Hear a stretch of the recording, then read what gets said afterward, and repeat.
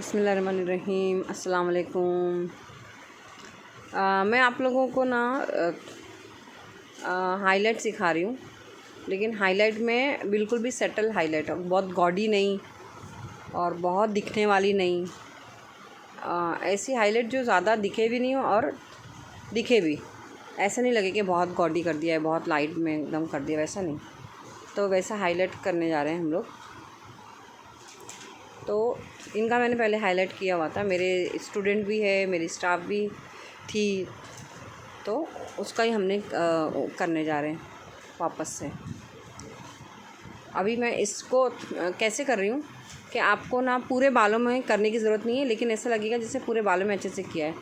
तो हम लोग स्टार की तरह इसको बना रहे हैं। जो मैं ना सब पॉइंट ले रही हूँ, सिर्फ क्राउन एरिया में, और नेक के पास भी लूँगी, साइड भी लूँगी, तो ऐसा लगेगा कि आपने पूरे बाल में किया। जिसी को कोई जैसे कम करवाना चाहता है, लेकिन उसको लगना चाहिए पूरे बाल में किया है, उस तरह से कर रही हूँ। तो कम ट्यूब में, कम उसमें आप ज़्यादा कर सकते हो, अच्छे से कर सकते हो।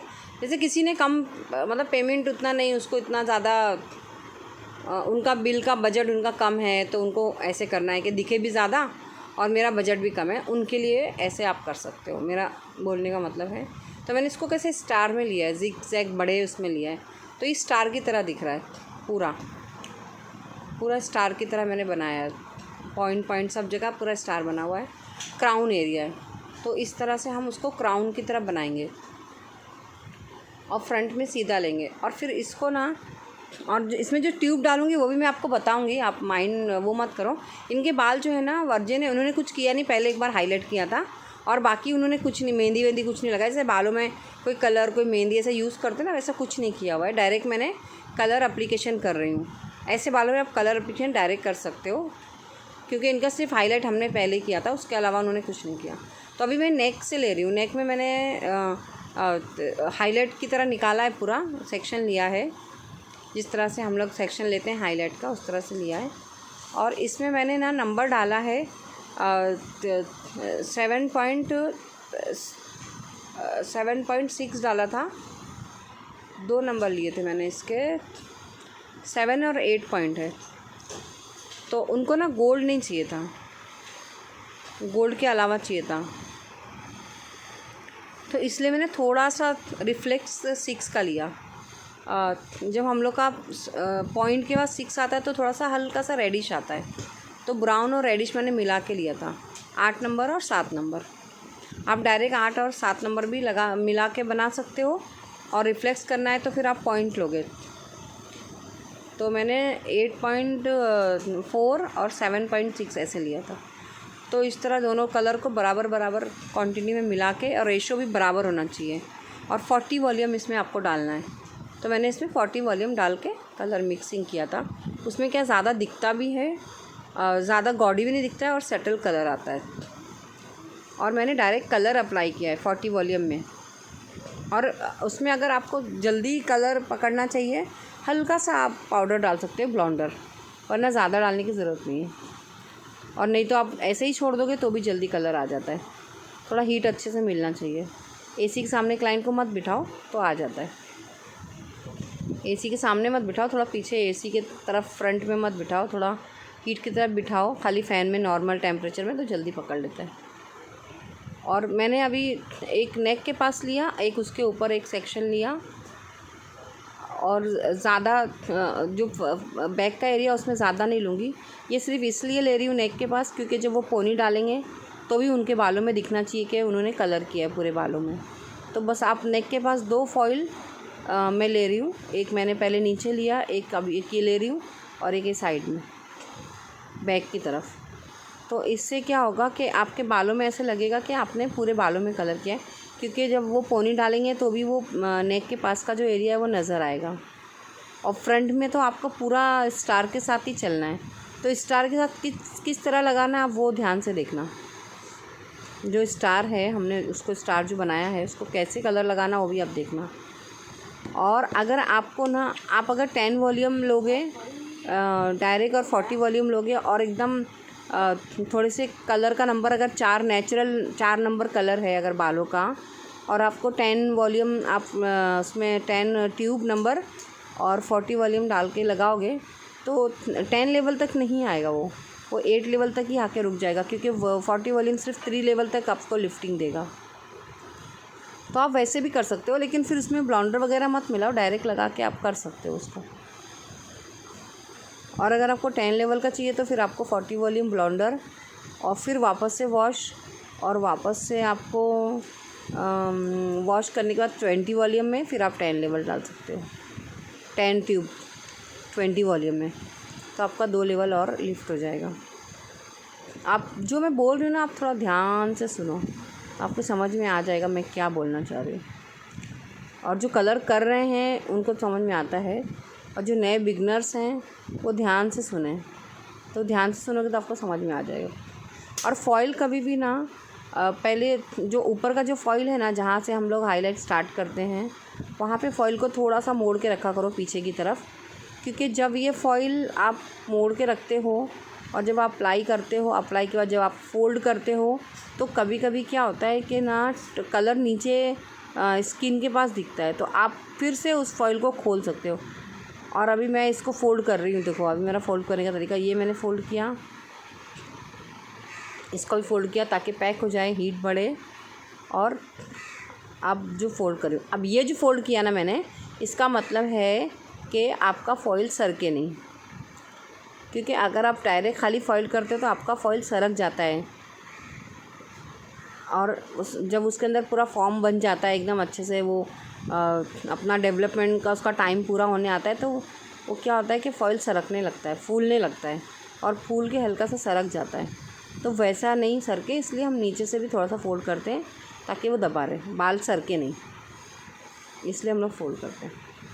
तो एक एक चीज़ की ना एक रीज़न होता है, जब हम काम करते हैं ना तो हर चीज़ का एक रीज़न होता है, रीज़न बिना इसमें कोई टेक्निक यूज़ नहीं होती है। अभी जो मैं ब्रश से स्प्रेड करती हूँ उसका मतलब है बालों के हर हिस्से में लगना चाहिए, ये तो खाली ऊपर से ट्यूब लगा दिया और आपने छोड़ दिया तो अंदर के जो बाल हैं वो नहीं होंगे। तो उसको स्प्रेड करना ज़रूरी होता है ताकि हर बाल को कलर बराबर बराबर मिले, और कलर बहुत थोपना भी नहीं है और कलर बहुत कम भी नहीं लगाना है।